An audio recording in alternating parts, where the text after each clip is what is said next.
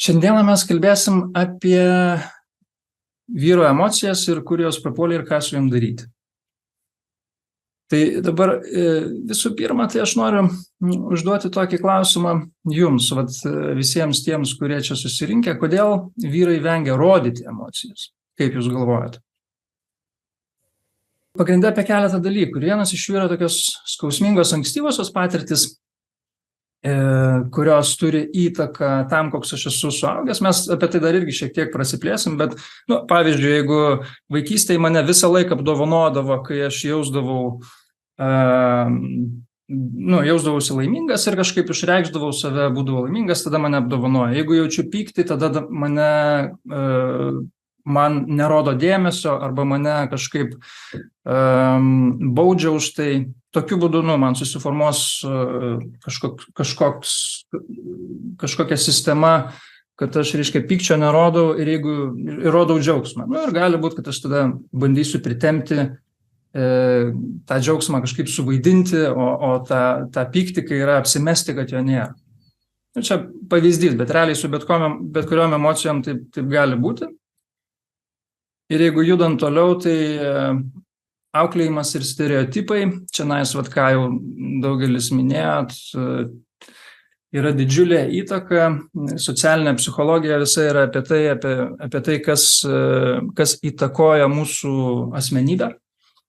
Tai kai mes augame, visų pirma, tai aišku tėvai, labai daug psichoterapijos kabinete, kai ateina pas mane žmonės, labai daug būna tokių istorijų, kur sako, man tėčio balsas skamba ausyse iki dabar, arba mamos balsas skamba ausyse iki dabar, kad, tu tarkim, ten būk tvirtas, arba ten, nežinau, jeigu dar kartą taip užsiožiuosi, tai, paliksim tave.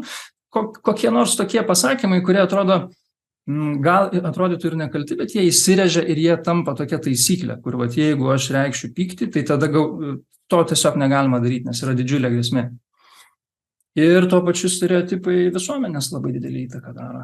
Tai dabar gal net ir vėl norisi tai paklausti jūsų, kokios mintys kyla, kokie stereotipai turi didelį įtaką, kaip jūs įvardintumėte tuos stereotipus? Pastaruosius porą dešimtmečių Lietuvoje ir gal sakyčiau net keletą dešimtmečių vakaruose atlaisvėja tas stereotipas, kad vyras turi būti labai stiprus.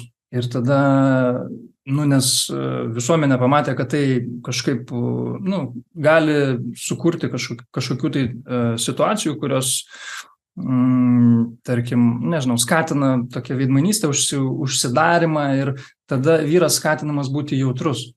Ir tada tas jautrumas, mes kaip vadinam stuburas ir širdis, tai jeigu aš turiu stuburą, tai aš esu tvirtas, galiu save atstovėti, o širdis yra toks jautrumas, toks empatizavimas, toks lankstumas.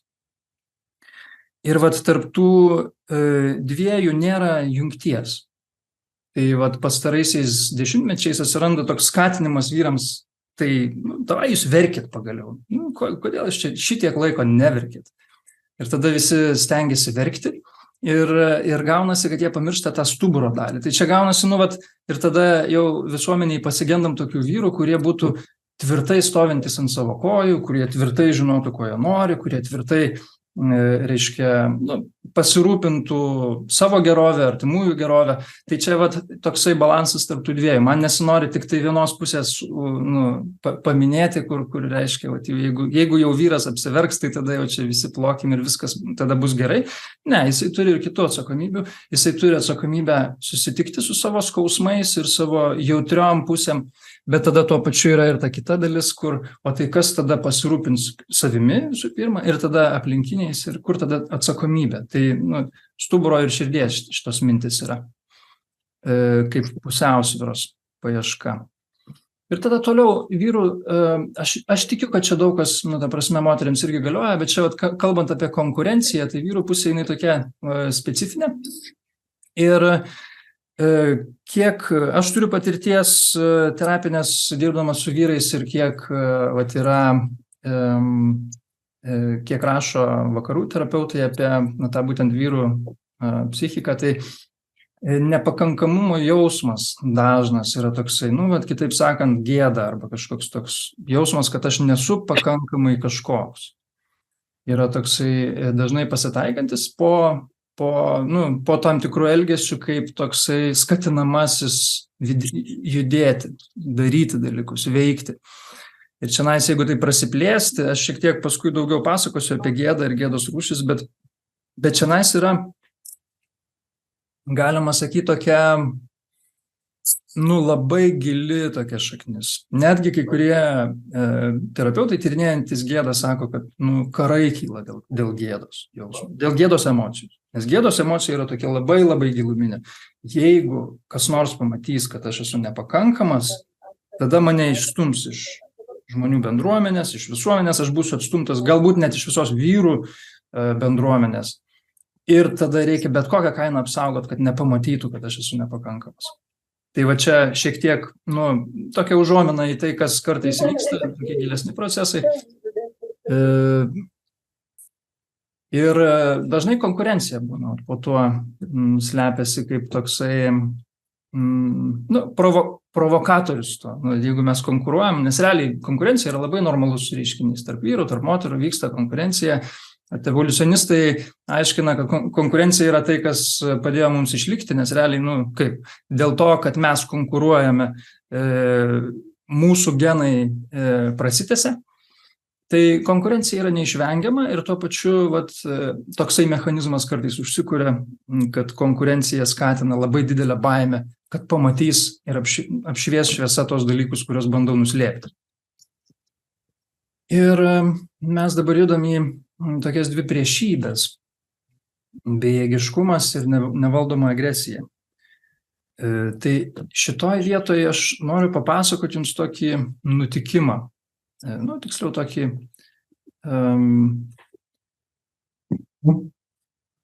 tokia interakcija vyrų stovykloje.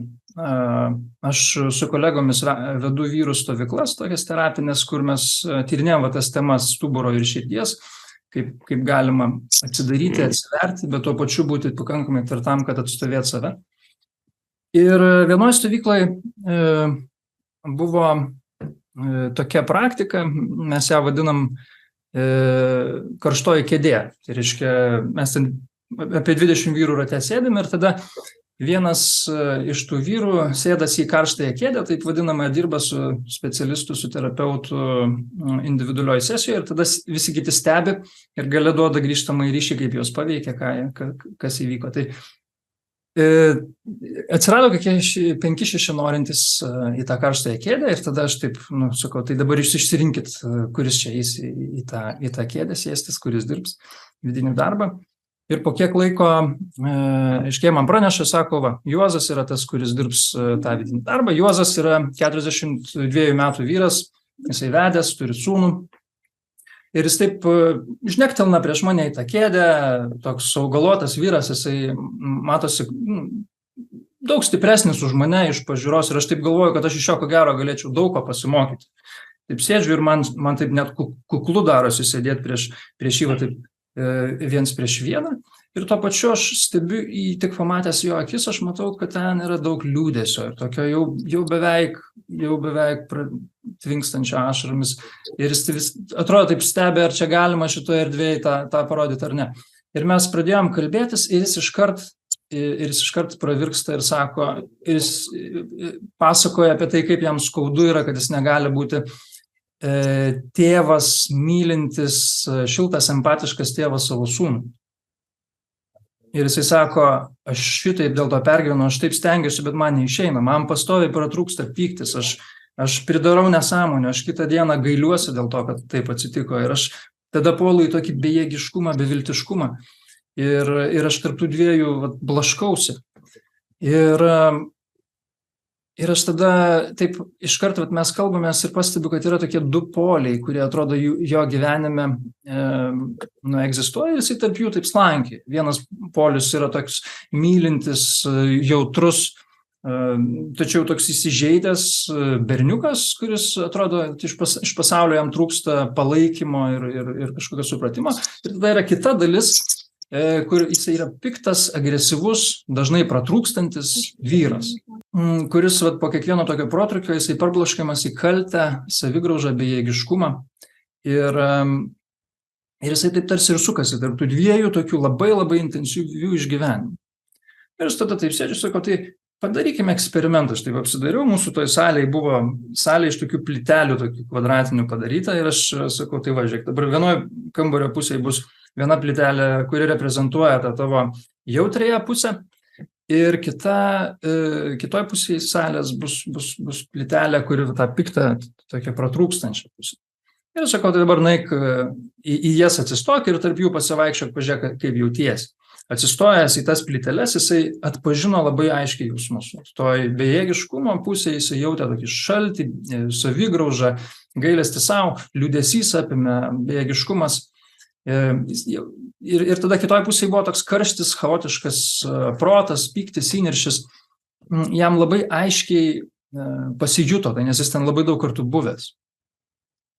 Tada aš sakau, tai dabar pabandyk, kad taip lėtai pereiti tas 6 plyteles tarp tų dviejų ekstremumų, kad pajaustum, o tai kaip, kas yra tarp jų. Ir jisai eina ir sako, žinok, nieko, absoliučiai nieko nejaučiu. Ir kas įdomu buvo, kad jisai labai aiškiai žino, kaip yra gale, kaip yra kiekvieno iš tų skirtingų polių būti, bet nieko absoliučiai nežino apie tai, kaip nueina iki ten, kaip jis atsiduria nuo vieno iki kito, kaip jis pereina tą tarpą.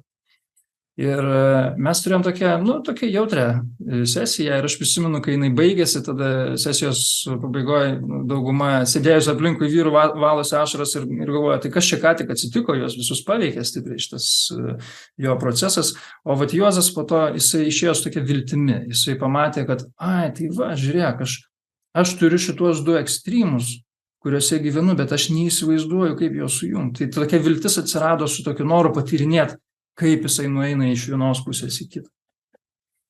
Tai aš šitą tokia iliustracija, tą pavyzdį duodu kaip iliustracija šitų dviejų polių, bejėgiškumo ir nevaldomos agresijos. Ir tai yra labai dažnas atvejis, tiek tarp vyrų, aš manau, tiek tarp moterų. Kad yra toks mechanizmas užsikūręs, kad man labai aišku, kaip būti viename arba kitame, bet aš nežinau, kaip juos apjungti, nežinau, kaip nueinu iš vieno į kitą. Tai čia toksai kaip pavyzdys, kuris šiek tiek užsimena apie tai, kodėl ta agresija vyrų yra. Nes čia, man atrodo, dabar ir feminizmas daug kovoja su tuo ir čia jau seniai tas yra, tas domestic violence tema yra ir kad vyrai kažkodėl agresyvesni. Tai aš nesileisiu į spekuliavimus, dėl ko taip yra, bet aš tik tai iš savo terapijos patirties pastebiu. Vieną iš dalykų, ką pastebėjau, tai kad yra šitie 2 kraštutinumai ir tada iš jų šokinėjama iš vieno į kitą ir tada nėra pasirinkimo laisvės. Žmogus nežino, kaip pasirinkti, kaip jam elgtis, jis autopilotų labiau veikia. Tai kaip mes dirbam psichoterapijoje, aš pagal geštalto psichoterapiją dirbu, tai vienintelis kelias yra per sąmoningumą. O sąmoningumas reiškia, kai tu pagauni save nusikaltimo vietoj. Ta prasme, kai pastebi, kas vyksta su tavimi tą akimirką, kai tai vyksta. Tai pavyzdžiui, jeigu aš pykstu ir pastebiu savo pyktį tik tada, kai jis pakyla iki 99% karštumo, kai toks rankos dreba ir jau tuoj ką nors paleisiu į sieną. Tik tada aš pastebiu, kad pykstu. Tai užduotis tokiam žmogui yra, tarkim, tai dabar per kitą savaitę pastebėti, kai bus 95%, kai aš dar biškį mažiau to karščio jaučiu. Ir po savaitės pastebėti dar anksčiau. Kuo tu anksčiau pastebi, kad pas tave užuomazgos pykčio yra, tuo tu pagauni save, kad žiūrėk, pas mane didėja pyktis, gali būti, kad tuoj pratrūksiu ir aš tada jau turiu pasirinkimą, ką daryti. Nes kol aš nepastebiu, aš neturiu pasirinkimo. Tada vyksta autopilotas.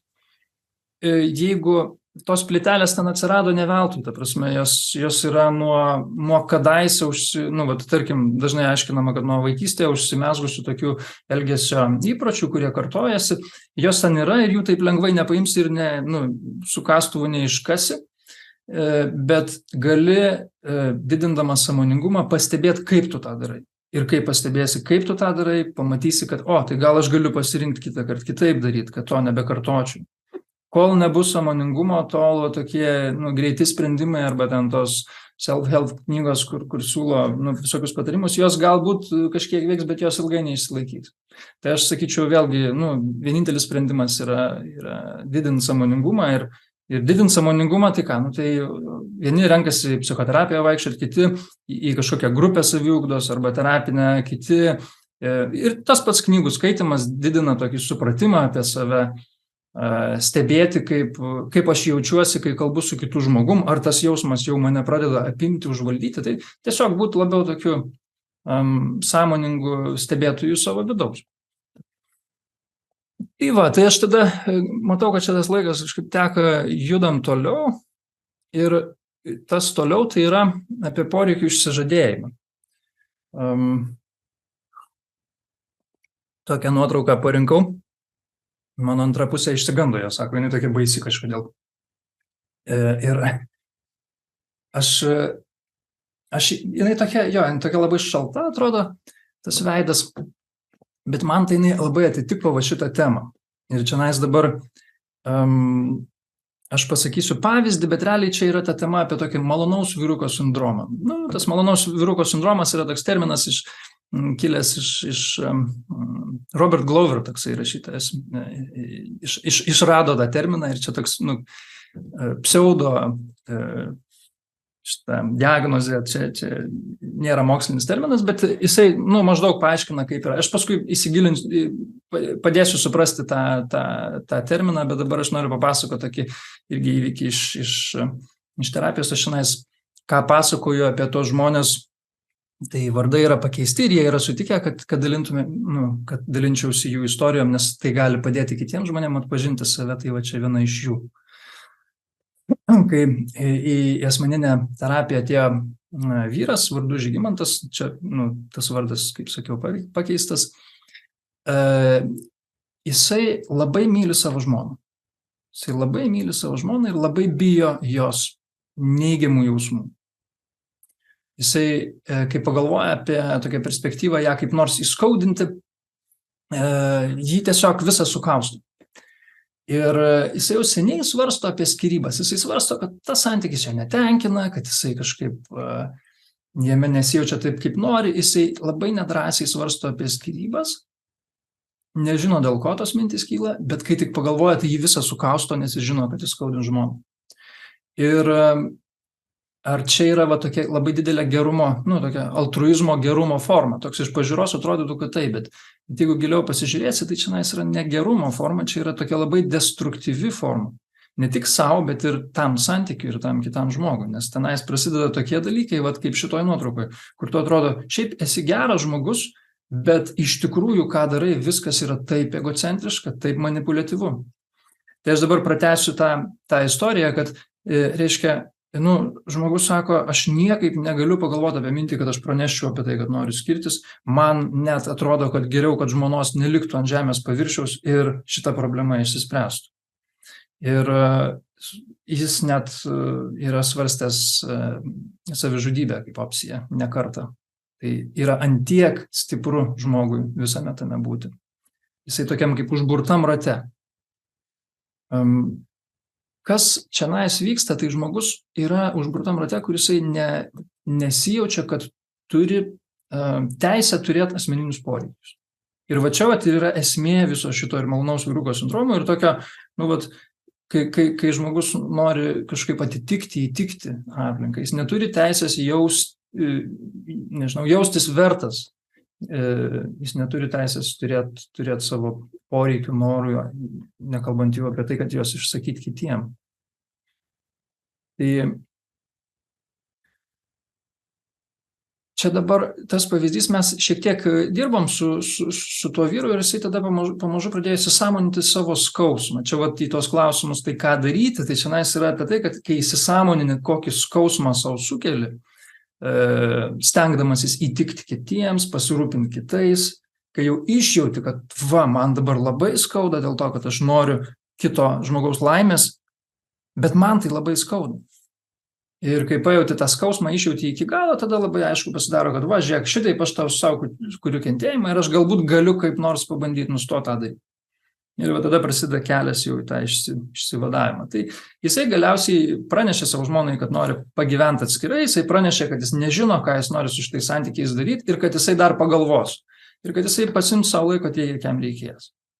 Ir aš labai džiaugiausi, kai jisai sugebėjo suteikti savo erdvės pasiimti to laiko. Ta prasme, kai jisai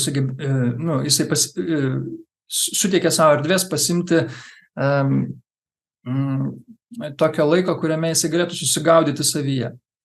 Susigaudyti savo noruose, poreikiuose ir nebijot, kad jį kažkaip vertins, o net jeigu vertins, jisai jau gali atstovėti, nes jisai žino, dėl ko jisai tai daro. Tai dabar jeigu pabandant iliustruoti, ką čia kalbu, šitas malonaus vyruko sindromas, jisai čia ekrane dabar uždėjau, būnant maloniu kitiems, bandai patenkinti savo poreikius.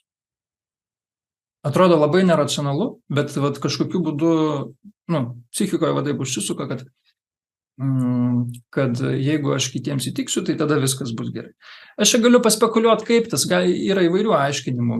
Vienas iš aiškinimų yra tai, kad vaikystėje, žinoma, kad vaikai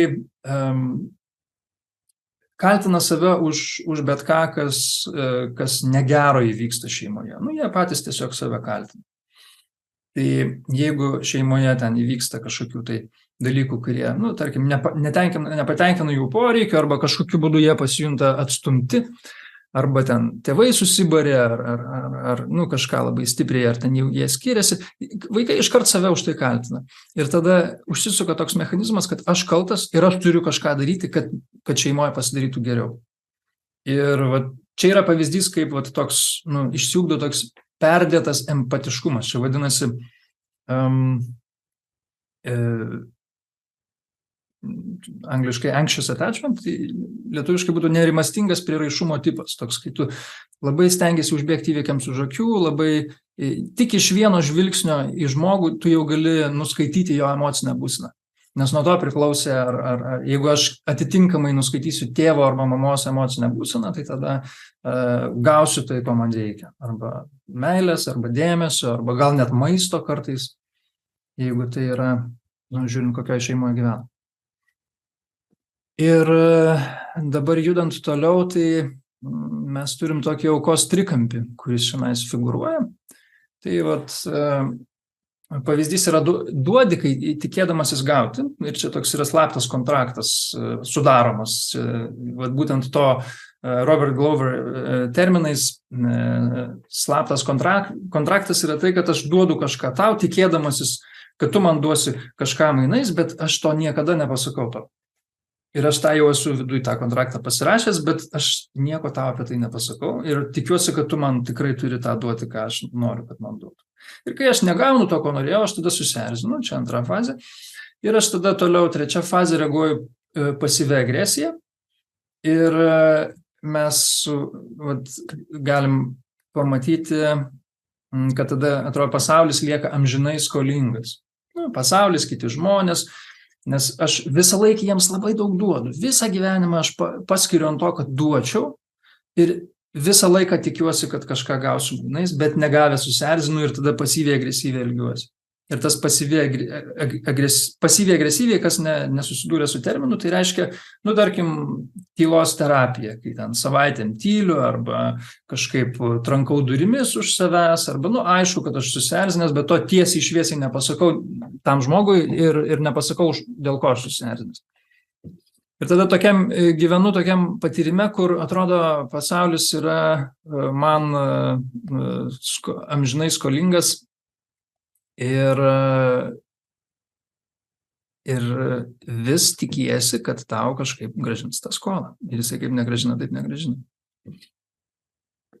Čia šiek tiek noriu praplėsti, aš čia taip į tokias gelmes einu, bet čia yra tokie baziniai dalykai, kurie man atrodo svarbu suprasti. Ir čia yra tas gėdos mechanizmas, kuris dažnai pasireiškia, kai,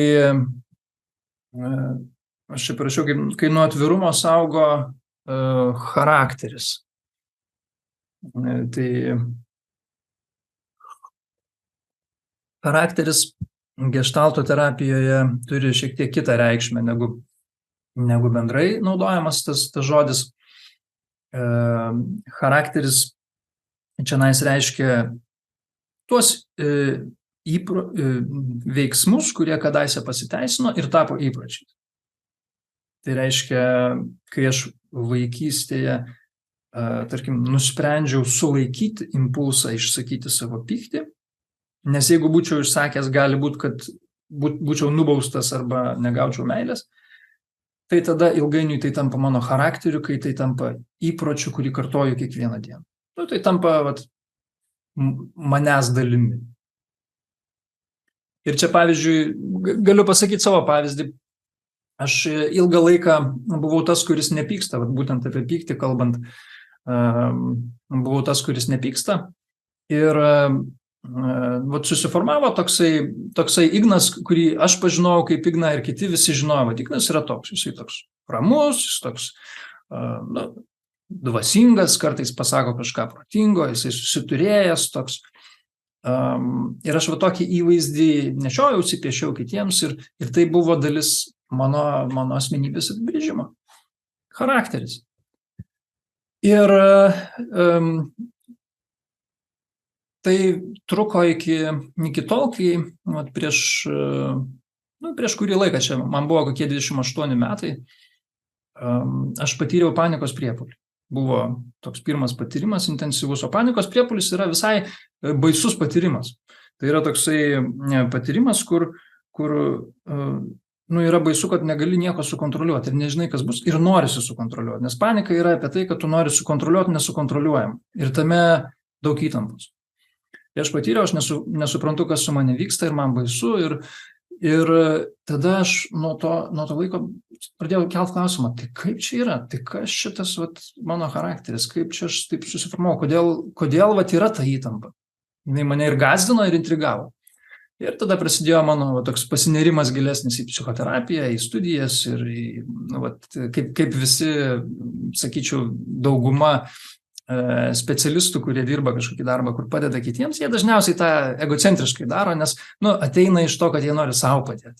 Tai aš ne išimtis, aš norėjau padėti savo ir aš per tai labai daug supratau apie save, apie tą, kaip čia taip gaunasi, kad aš sulaikau savyje tokią didelį kiekį energijos ir kaip mane įtakoja tai, kad aš sulaikau tą didelį kiekį energijos.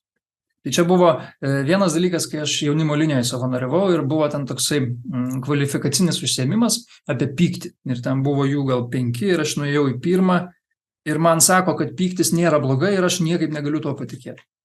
Ir tik tai ties antrų susitikimų man kažkaip sugebėjo įrodyti, kad ne, pyktis vis tik tai gali būti gerai.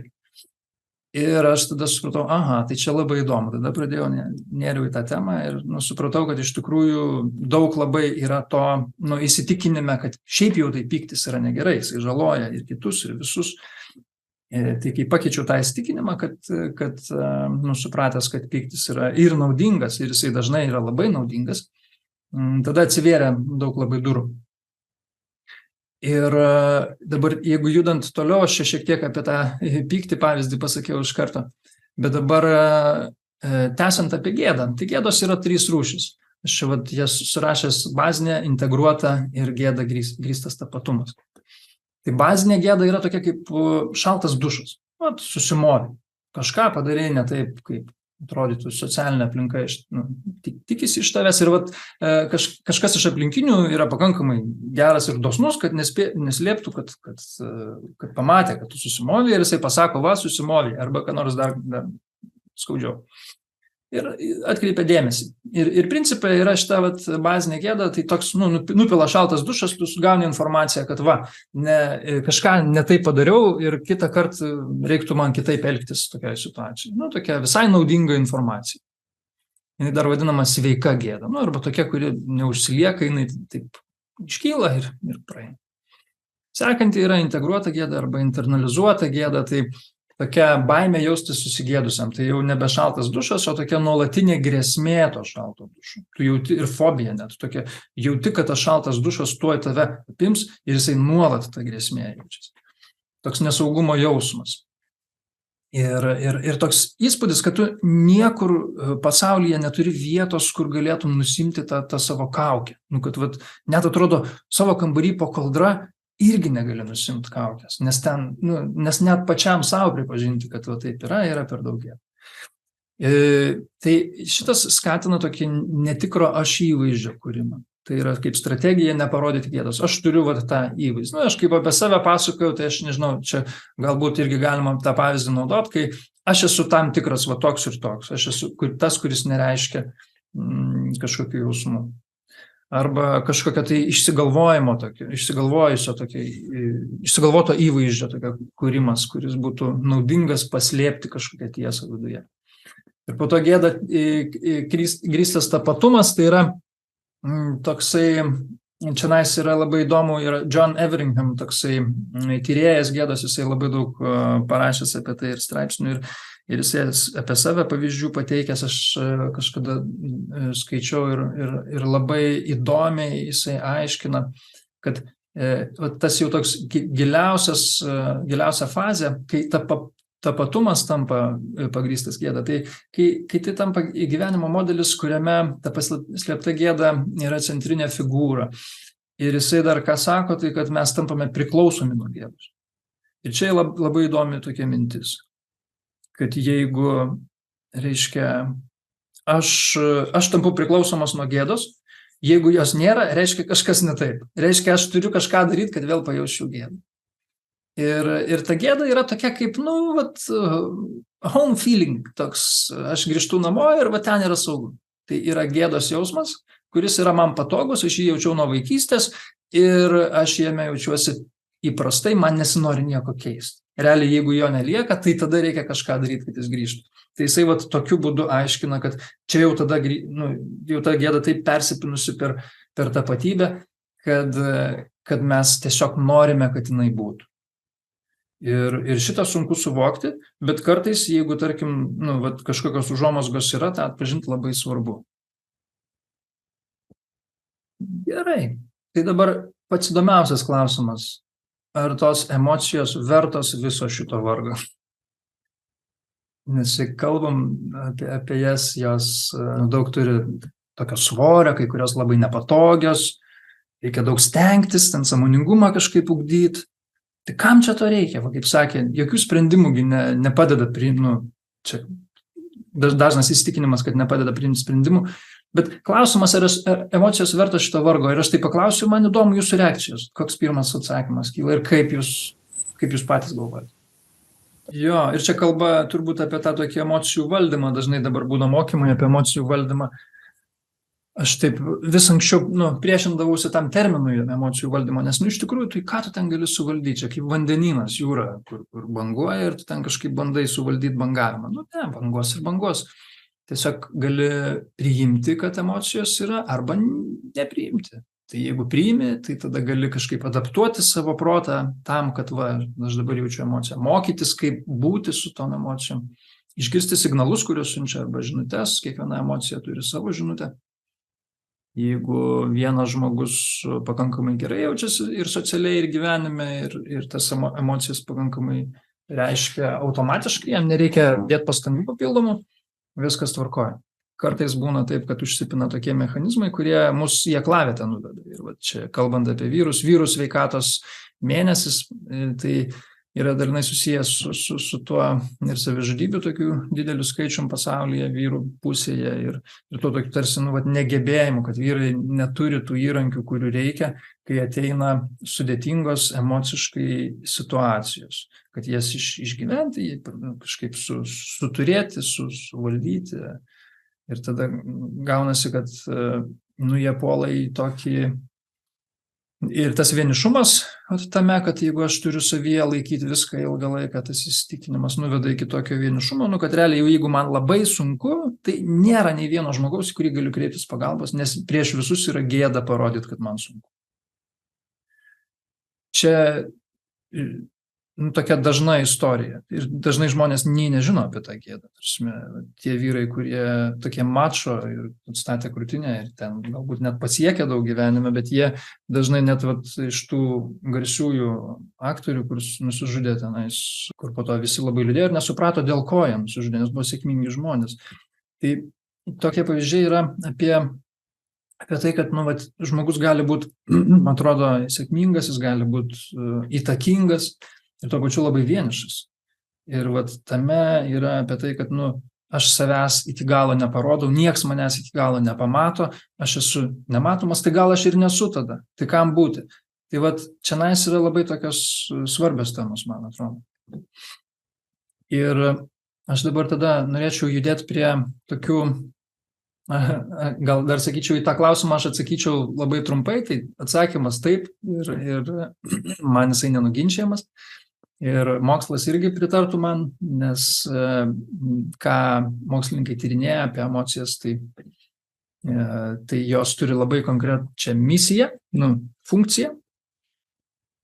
Ir dabar aš išvardinsiu keletą pagrindinių, tai čionais, iškart jas ir sudėsiu ant ekrano.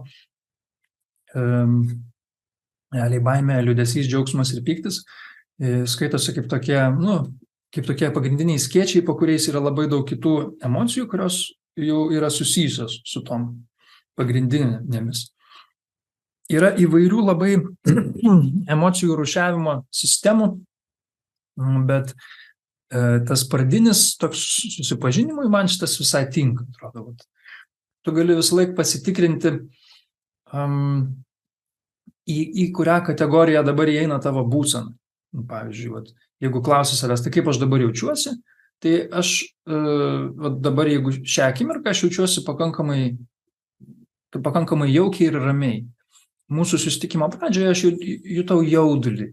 Man tas jaudulys toksai buvo ir kūne aš jį jaučiau ir kadangi nežinojau, kas ateis, kaip čia tas viskas praeis, tai buvo tokio jauduliuko ir man tas jauduliukas jis jau tada link baimės. Iš tų 4 jisai artimiausiai būtų baimės skėčio, kad aš kažko bijau, gal bijau kažkokios nesėkmės, gal kažkokio tai, kad kažkas nepasiseks ir ten, galima čia prisifantazuoti.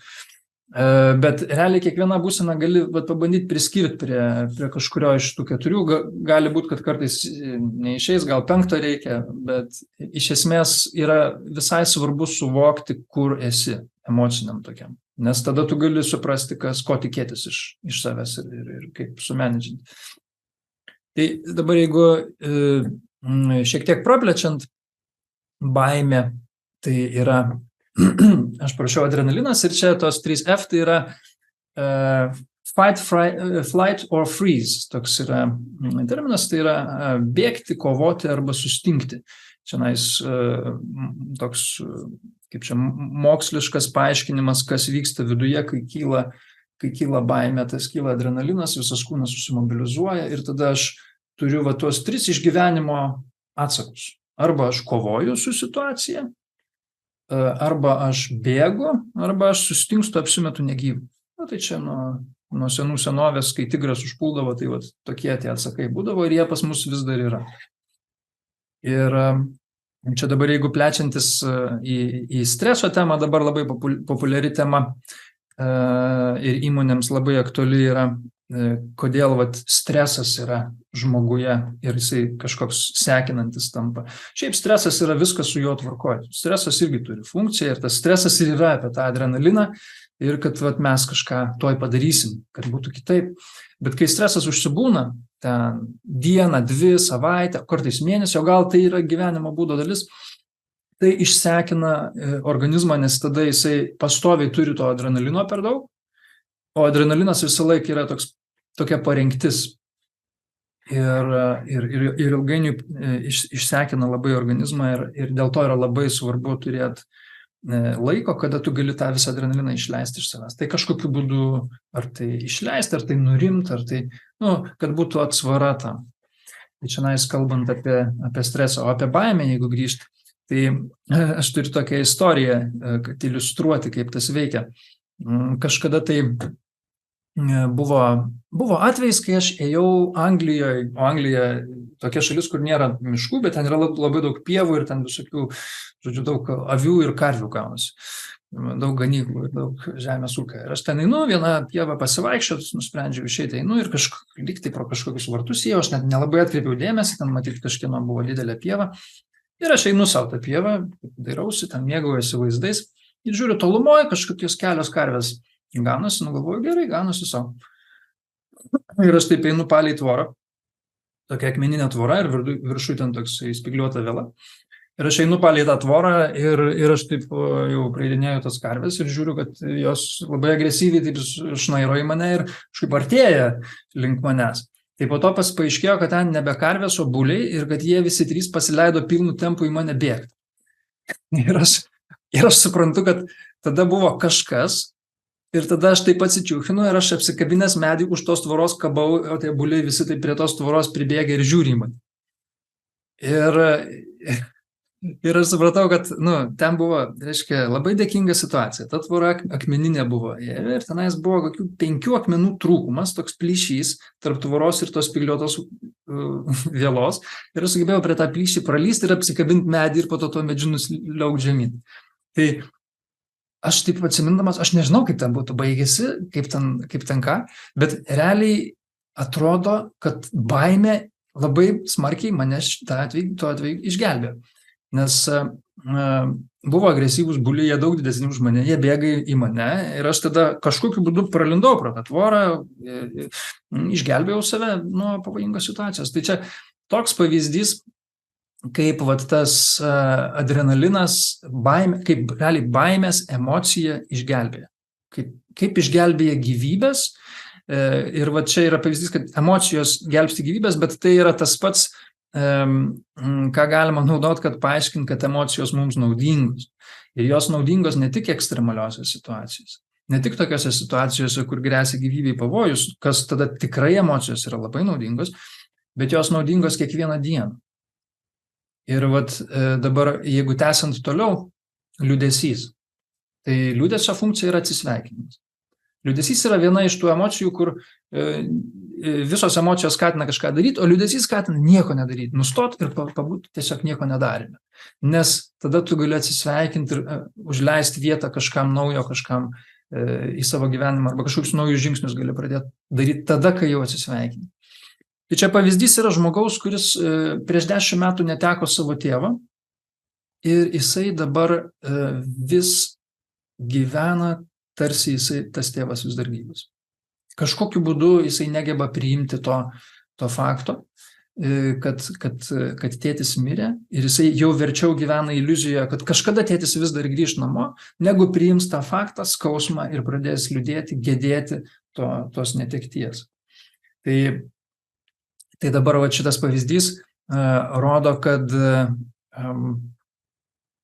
realiai kokia svarbi yra liūdesio funkcija. Jeigu aš neišgedėsiu, neatsisveikinsiu su tuo, ko nebetekau, tada reiškia, aš nebegaliu įsileisti naujų dalykų į savo gyvenimą. Judant toliau, džiaugsmas yra atpildas. Čia, pavyzdžiui, kaip mūsų posovietiniai Lietuvoje, kurį laiką jautėsi toksai, ir ko gero dabar dar yra šiek tiek toks įsitempimas. Tarsi žmonės gyvena įsitempę, tarsi negalėtų įkvėpti ir jie nieku gyvų neleis savo pasidžiaugti kažkuo. Pasidžiaugti kažkuo arba pasididžiuoti kažkuo, pasipuikuoti kažkuo. Čia yra susiję galbūt ir su tuo, kad anksčiau būdavo pavojinga tai daryti, bet džiaugsmas yra toks tarsi atpildas. Aš gaunu pasimėgauti tuo, ką užsidirbau. Tai yra irgi labai svarbi emocija. O pyktis, tai, man atrodo, itin svarbi emocija ir labai prasminga ir santykyje. Tai yra apie tai, kad mes gebame kurti savo ribas ir pyktis netgi dabar, ir čia ką kalbėjom ir apie tos panikos priepuolius, apie tai, kad jeigu tu sulaikai didelį kiekį energijos viduje, o pyktis yra labai didelė energija. Kai pyktis apima, tada visas kūnas, nežinau kaip pas jūs, bet pas mane tai rankos, kojos užkaista, ten pilvas kažkur jaučiasi kitokie pojūčiai, norisi, atrodo, kažką imti ir daryti iš karto. Ir jeigu tą energiją sulaikai, tai tada ta energija kažkaip, vietoj to, kad pyktis išeitų į išorę ir spygliais tokiais pačiais apsisukai susminga atgal. Ir tada jisai pasiverčia į savigraužą arba kažkokį bejėgiškumą, kažkokį užsikonservavusi tokį mechanizmą. Tai jeigu tas ilgus metus tęsiasi, tai labai turi prastą tokį poveikį organizmui, psichikai. Tai visų pirma, tą išleisti svarbu, pyktį išmokti, kaip konstruktyviai jį išleisti. Bet tada jį svarbiausia yra išgirsti, nes kartais, jeigu mes neišgirstam, tai nesuprantam, kad pyktis čia yra tam, kad mūsų apsaugotų. Kažkas jau peržengia mūsų ribą. Tai tada ką? Noriu atsisveikinti su jumis ir palinkėti to sąmoningumo emocinio. Tai tiesiog tokio pastebėjimo, kas vyksta su manimi, kai esu kontakte su aplinka, su kitais žmonėmis.